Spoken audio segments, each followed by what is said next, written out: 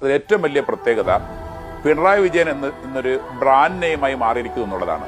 ആ ബ്രാൻഡ് നെയിമിന്റെ വില ഒരുപക്ഷെ കേരളത്തിനകത്തല്ല, കേരളത്തിന് പുറത്ത് മാത്രമല്ല, മറ്റു രാജ്യങ്ങളിലും ഇന്ന് ചർച്ച ചെയ്യപ്പെടുന്നുണ്ട്.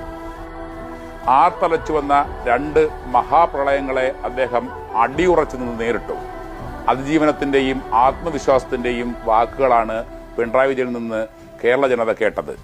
അതിനുശേഷം മരണം ലോകമാകെ പെയ്തിറങ്ങുന്ന ഈ കോവിഡ് കാലത്തും അതേ ആത്മവിശ്വാസം അദ്ദേഹം നമുക്ക് പകർന്നു തന്നു.